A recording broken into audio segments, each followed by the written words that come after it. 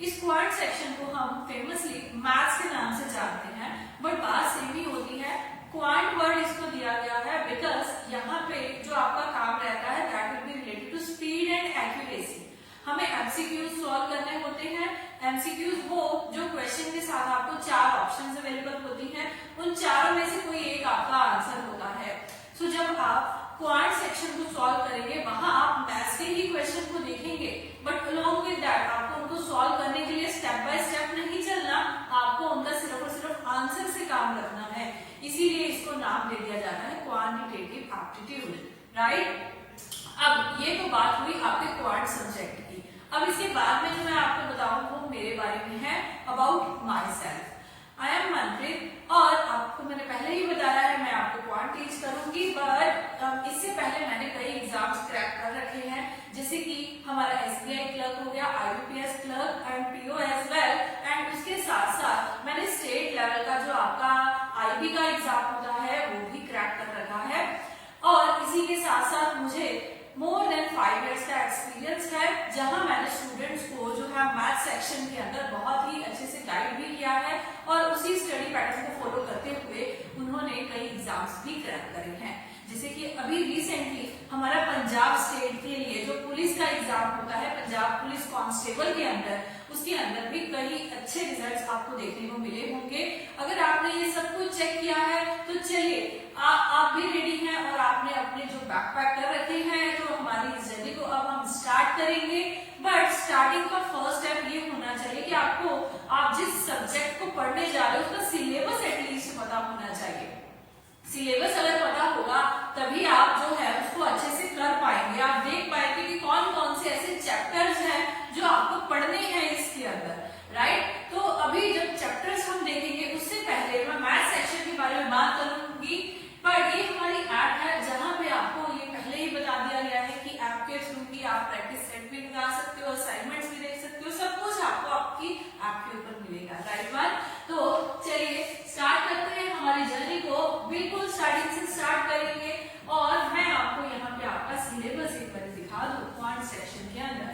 तो देखिए ये हमारा पूरा सिलेबस है जो आपको हमारे इस टाइम पीरियड के अंदर कवर करना है। आने वाले जो भी आपके एग्जाम है उनको क्रैक करने के लिए यही सिलेबस जो है आपको फॉलो करना लगेगा, राइट। तो इस वीडियो के अंदर हम उन एग्जाम्स को टारगेट कर रहे हैं जो कि आपके एसएससी और रेलवे यानी कि सेंट्रल लेवल के एग्जाम्स होते हैं, और वो एग्जाम जो ऑफिसर लेवल के हम कह सकते हैं उनके लिए ये जो सिलेबस है पर्टिकुलरली सेम रहेगा, ठीक है। चाहे एसएससी के अंदर आप सीजीएल एग्जाम दे रहे हो, चाहे आप सीएचएसएल दे रहे हो, चाहे आप एमटीएस का एग्जाम दे रहे हो, रेलवे के अंदर चाहे आप ग्रुप डी, ग्रुप सी या एनटीपीसी का एग्जाम दे रहे हो, सबके लिए मोस्टली आपका क्वांट सेक्शन का जो सिलेबस होता है वो सेम ही होता है। सेंट्रल लेवल के लिए भी यही एग्जाम आपको फॉलो करता रहेगा, यही पैटर्न फॉलो करता रहेगा।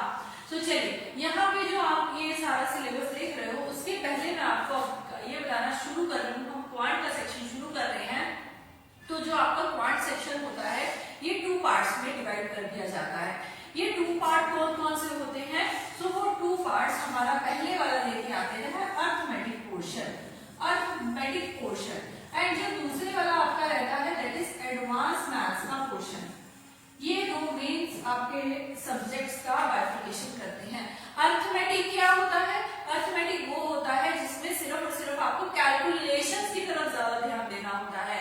जो आपके टॉपिक होते हैं उनमें जो ज्यादा डिमांड रहती है, एक तो ये होता है कि क्वेश्चन आप कैसे समझ रहे हो, सेकंड ये होता है कि आप कैलकुलेशन कैसे कर रहे हो। तो उन्हीं सबको जिस क्वेश्चन के अंदर आपको कैलकुलेशन भी करनी है और क्वेश्चन को अंडरस्टैंड भी करना है, वहां पे हम अर्थमेटिक वर्ड ऐड कर देते हैं।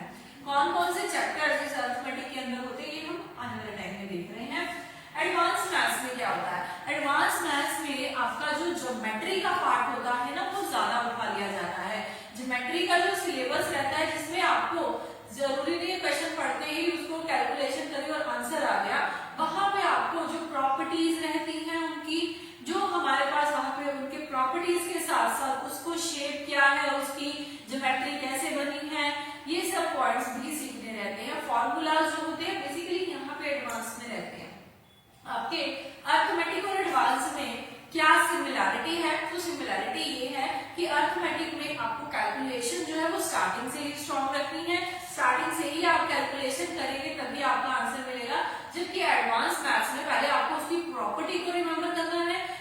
बाद में उसका फॉर्मूला रिवाइज करना है, उसके बाद में जाके आपको कैलकुलेशन करनी है। तो दोनों में कैलकुलेशन तो होगी ही होगी, बट विद लिटिल पॉइंट्स, ठीक है।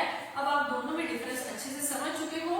इसके लिए एक और पॉइंट जब मैं आपको चैप्टर्स डिवाइड करके बताऊंगी तो आपको और अच्छे से समझ में आएगा। तो पहले बात करें अर्थमेटिक की। अब देखिए अर्थमेटिक पोर्शन जो है उसके अंदर आने वाले आपके चैप्टर्स कौन कौन से हैं। तो सबसे पहले हम इंट्रोडक्शन जो आपकी करवाएंगे वो करवाएंगे सिंप्लीफिकेशन से, सिंप्लीफिकेशन से, ठीक है। ये मैं यहाँ पे क्यों लिख रही हूँ, ऊपर में तो सिलेबस दिया हुआ है, यस बिल्कुल दिया हुआ है, हम वहीं पे ही आएंगे। बट पहले आप ये समझिए कि सिंप्लीफिकेशन के अंदर आपको क्या क्या इनमें से इंक्लूड करके चलना है। इसको कई तो टीचर्स ऐसे करते हैं, अलग अलग सेपरेट सेपरेट पार्ट्स बना लेते हैं, कई एक में ही सबमर्ज कर देते हैं। हम भी अपने टाइम को सेव करने के लिए एक में ही मर्ज करके पूरा चैप्टर खत्म करेंगे। सिंप्लीफिकेशन में पॉइंट रहता है आपका एडिशन, सब्ट्रैक्शन, मल्टीप्लिकेशन, यानी कि बोर्ड मास की मैं बात कर रही हूँ। बोर्ड मास के बाद हमें यहाँ पे स्क्वायर्स, क्यूब से रिलेटेड कंसेप्ट सीखने रहते हैं। तो जो बेसिक कैलकुलेशंस आपकी रहती है ना वो इसी सिंप्लीफिकेशन में मैं आपको बताऊंगी, और ये भी बताऊंगी कि कौन कौन सी ट्रिक्स के साथ आप उनको फिनिश कर सकते हैं।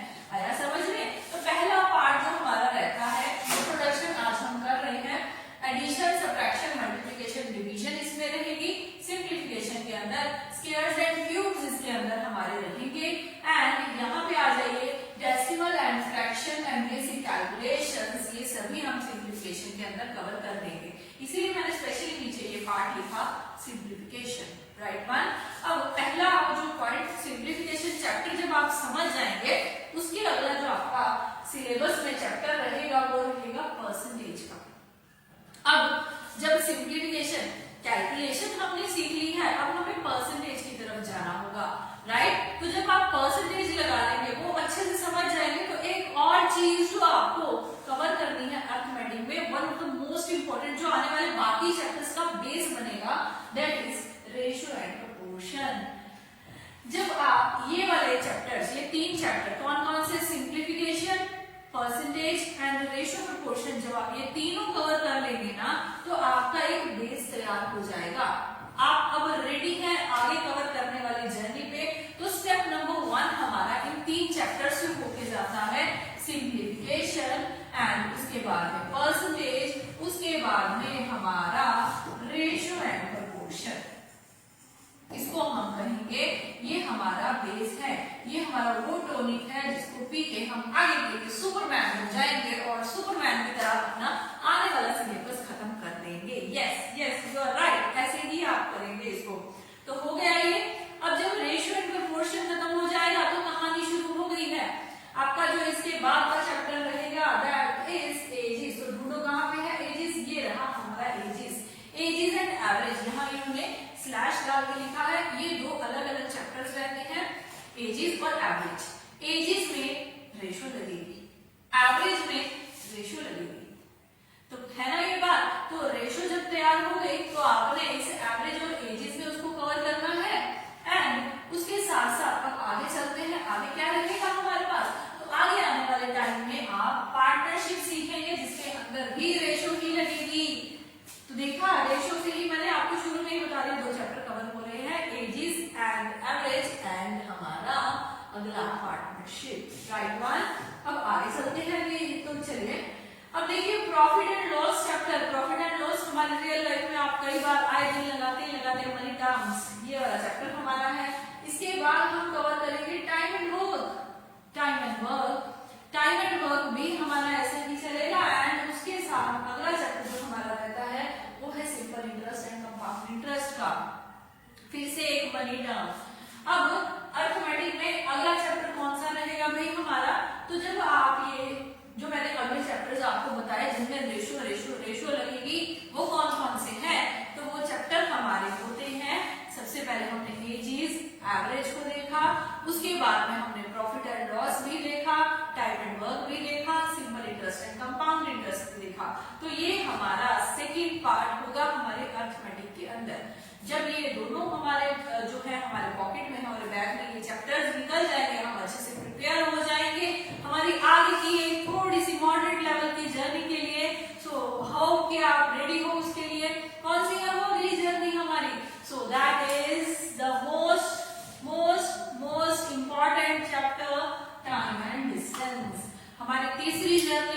पार्ट रहेगा, तीसरा स्टेशन हमारा रहेगा टाइम एंड डिस्टेंस तक का। जब टाइम एंड डिस्टेंस आप पढ़ेंगे ना तो उसी के ही अंदर आपको इनमें दो अलग पार्ट्स दिखेंगे। कौन कौन से दो अलग पार्ट्स? तो ट्रेन का टॉपिक भी इसी के अंदर रहेगा। हमारी छुप छुप गाड़ी चलेगी, कैसे चलेगी, स्पीड टाइम एंड डिस्टेंस को कवर करते हुए, वो इसमें देखेंगे। एंड उसके साथ फिर अगला पार्ट बनता है बोट एंड स्ट्रीम का। अब ट्रेन चला रही तो किश्ती भी चलाएंगे, कहाँ चलाएंगे, पानी में चलाएंगे, नदी में चलाएंगे।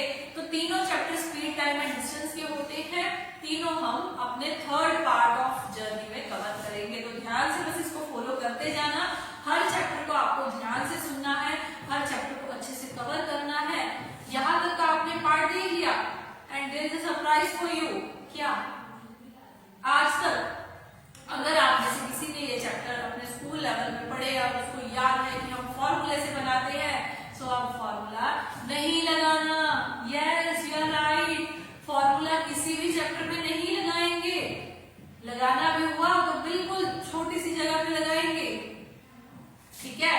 तो क्या करना होगा फिर, रेशो से ही हर चैप्टर कवर करेंगे और आप देखेंगे यस रेशो से काम बन रहा है, हम बहुत कुछ अच्छे से सीख जाएंगे। हमें वो फॉर्मूले वाला जमाना नहीं याद रखना, हमें एक्स मेथड याद नहीं रखना, याद रखना है तो क्या रेशो कैसे बनाते हैं, राइट।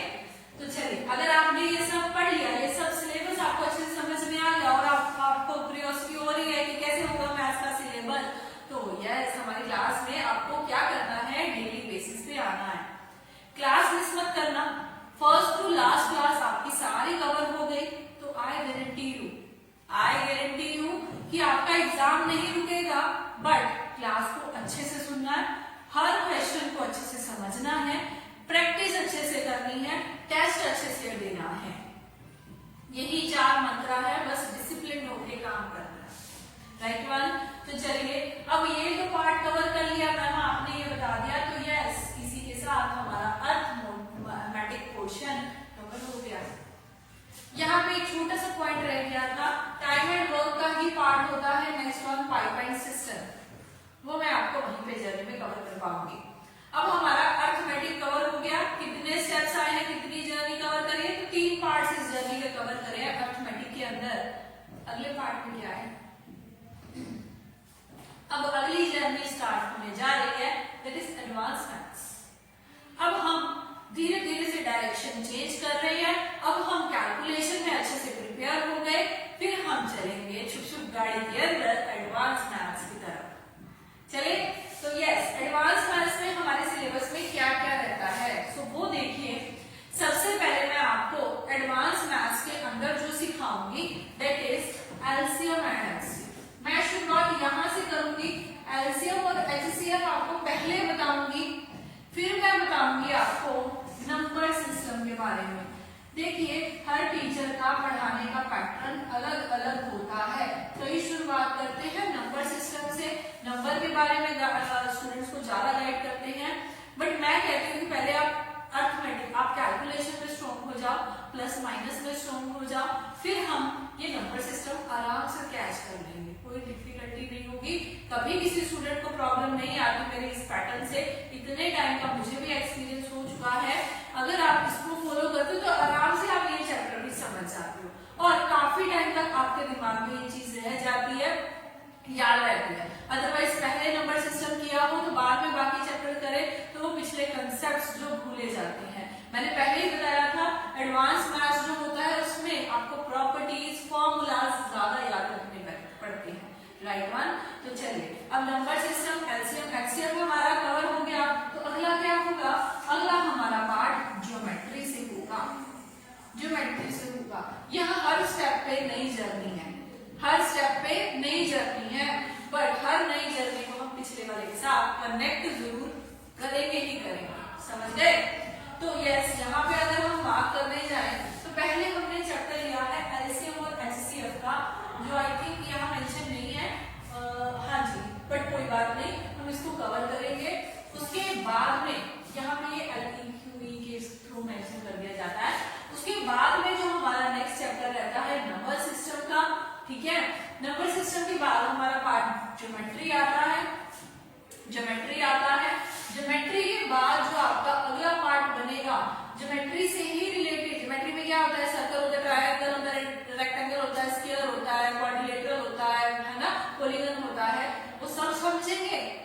उसके बाद में हम आएंगे, पहले उन सबकी प्रॉपर्टीज कवर करेंगे, फिर हम मेंस्ट्रुएशन के ऊपर आएंगे। आपको मेंस्ट्रुएशन शायद नाम कम पता हो क्योंकि आप अभी नए हो, हमारी फर्स्ट क्लास है ये। मेंस्ट्रुएशन दो पार्ट्स में आपने सुना होगा, एरिया एंड वॉल्यूम करके चैप्टर का नाम है ना। Rectangle, area of rectangle, parameter of triangle, ये सब आपने सुना होगा। यस, इन्हीं दोनों को जब इंक्लूड कर दिया जाता है तो वर्ड बन जाता है मेंस्ट्रुएशन। समझ रहे हैं? अब मेंस्ट्रुएशन 2D और 3D को कवर करता है। जब हम ज्योमेट्री में उसके सारी प्रॉपर्टीज कवर कर लेंगे, मेंस्ट्रुएशन के अंदर हम उनके फॉर्मूलाज के अकॉर्डिंग काम करते हैं, ठीक है। तो वो कवर करेंगे हम इसके अंदर। अब जब मेंस्ट्रुएशन भी कर लिया, हमारा अगला जो स्टेप बनता है ना, वो रिलेटेड टू प्रोबेबिलिटी बनता है। ये रहा प्रोबेबिलिटी। प्रोबेबिलिटी आप जब कवर करेंगे तो उसके बाद ही उसी के अंदर ही हम परम्यूटेशन एंड कॉम्बिनेशन भी सीखेंगे, विच इज वेरी इंपॉर्टेंट। जो आपका सेंट्रल लेवल एग्जाम है वो एडवांस मैथ्स के ये जो टॉपिक मैं आपको बता रही हूँ, इनमें से क्वेश्चन ज्यादा लेता है। प्रोबेबिलिटी, मेंस्ट्रुएशन, इनमें से, ठीक है जी। तो अब आगे चले तो हमारी जर्नी अगले स्टेप पे आने के लिए तैयार है। तो हमारा अगला स्टेशन कौन सा होगा? यस, आपके सामने है अगला स्टेशन। क्या दिख रहा है? ये one of the most difficult chapter for students, that is trigonometry. क्यों आ गई है हमारी जिंदगी में ट्रिग्नोमेट्री? बट सेंटर का ये बहुत अच्छा उनका फेवरेट टॉपिक काउंट किया जाता है ट्रिग्नोमेट्री। इस तरीके से आपको ट्रिग्नोमेट्री करवाऊंगी कि आपको इसको भूलने की आदत जो है ना वही छूट जाएगी। आंसर कैसे देना है आपको आ जाएगा, बट आपको करना क्या होगा? उसको कंडीशन अप्लाइड क्लास लगानी होगी, डेली लगानी होगी, मिस नहीं करनी है क्लास। जिस दिन मिस कर दी सोच लो कि आपने अपनी जर्नी में आपको खुद को पीछे छोड़ दिया। एक स्टेशन पीछे उतर गए तो क्या होता है? ट्रेन आगे निकल जाती है और आप पीछे रह जाते हैं। वो काम आपको नहीं करना, वो काम आपको बिल्कुल नहीं करना। आना है टाइम पे, क्लास लगानी है टाइम पे, मिस कभी भी नहीं करना है ना। सो ट्रिग्नोमेट्री हमारी हो गई। अब उसके बाद में जो हमारी अगली जर्नी है, अगला स्टेशन है एक और इम्पोर्टेंट वन, अलजेब्रा। अलजेब्रा हम कवर करेंगे, ये भी बहुत इम्पोर्टेंट है। इसमें भी कई सारे डाउट्स आते हैं, कई सारे कंसेप्ट्स होते हैं। कोई बात नहीं, हम सब धीरे धीरे कवर करेंगे। एंड इसी के साथ हमारी एडवांस मैथ्स की जो जर्नी है कंप्लीट हो गई है। अब हम हमारे स्टेशन पे पहुंच चुके हैं। स्टेशन पे आने तक हमने कई सारे लेवल्स देख लिए, कई तरीके से हम मैथ्स के लिए प्रिपेयर हो गए। अब क्या करें? अब आपका सिलेबस खत्म हो गया है। कहीं भी आप प्रैक्टिस सेट लगाए, मॉक टेस्ट लगाए, आप अपने आप को देखेंगे एक इस लेवल पे, राइट वन, ठीक है। ये तो था हमारा सारा सिलेबस, बट अभी भी खेल खत्म नहीं हुआ। ये आप प्रिपेयर हो चुके हो अर्थमेटिक और एडवांस के लिए। अब जब आप दोनों के लिए प्रिपेयर हो जाते हो ना, मिला के एक नई चीज आती है। वो नई चीज क्या है जो आपके लिए बहुत स्कोरिंग है आपके एग्जाम में ना? इस नई चीज से अप्रोक्सीमेट मैक्सिमम जो क्वेश्चन मिलते हैं ना, वो 5 मिलते हैं। डिफरेंट एग्जाम्स का डिफरेंट सेट होता है। कई 3 पूछते हैं, कई 4 पूछते हैं, कई 5 क्वेश्चन पूछ लेते हैं। ऐसा कौन सा टॉपिक है जो सबसे ज्यादा स्कोरिंग है? वही बताने जा रही हूँ अब। उस टॉपिक का नाम है DIS। DIS क्या? Data interpretation. Data interpretation, this is nothing else. पता क्या है इसके अंदर? क्या है जी इसके अंदर? तो इसके अंदर आपका डाटा इंटरप्रिटेशन का जो टॉपिक है ना, इसके अंदर आपको ग्राफ कवर करना होगा। आपने सुना होगा वो bar graph, histogram, yes, line graph, pie chart, ये सब इसी के अंदर होता है। मतलब क्या होगा, आपके पास में एक डाटा दे दिया जाएगा, उस डाटा को आपको समझना होगा कि डाटा किसके रिगार्डिंग है। उसके रिलेटेड आपको 5 क्वेश्चंस या 4 क्वेश्चन अकॉर्डिंगली सिलेबस के आपसे पूछ लिए जाएंगे और आपको उसका आंसर देना होगा by seeing that graph one by one, right one. तो इसीलिए इसके अंदर क्या क्या कवर होता है, ये अपने आप में ही एक बड़ा सिलेबस है, बट इसको कवर करने के लिए आपको पीछे वाले सारे पॉइंट समझने पड़ते हैं। यस, सबसे पहले इसके अंदर एक आपको देखने को मिलता है bar graph. Line graph, line graph. उसके बाद आपको इसके अंदर पाई चार्ट मिलता है, केस स्टडी मिल जाती है, ये सब आपको यहाँ पे कवर करने के लिए रहेगा।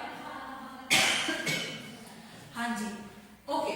सो अब इसको भी कवर कर लेंगे हम, सबसे ज्यादा स्कोरिंग क्योंकि यही है एग्जाम में। तो जब ये सारा पार्ट आपका कवर हो जाएगा, फिर आप अपने एग्जाम के लिए प्रिपेयर्ड हो जाएंगे। अब आपका क्वेश्चन ये हो रहा होगा, इतना सारा सिलेबस कितने टाइम में कवर करेंगे? सिलेबस ज्यादा है तो ये कवर आपका होता है विद इन 3 मंथ्स। 3 मंथ्स में आपका सिलेबस एक बार ही खत्म हो जाता है। आगे आप कितना टाइम इसके ऊपर लगाएंगे वो आपके ऊपर रहता है। हर स्टूडेंट का अपना कैपेबिलिटी के अकॉर्डिंग टाइम पीरियड रहता है, बट हम इसको 3 मंथ्स में एक बार ही कवर कर लेते हैं। ठीक है, ये सारा पार्ट हमारा 3 मंथ्स के अंदर कंप्लीट होता है। राइट क्लास, तो ये आपके सिलेबस के रिगार्डिंग वीडियो थी। आपने इंट्रोडक्शन समझ लिया होगा, आपको अब अच्छे से समझ में आ गया है कि हम कैसे अपनी जर्नी को स्टार्ट करेंगे और कैसे खत्म करेंगे। खत्म करने तक के लिए आपको क्या करना है, आपको डेली बेसिस पे क्लासेस लगानी है, जो असाइनमेंट्स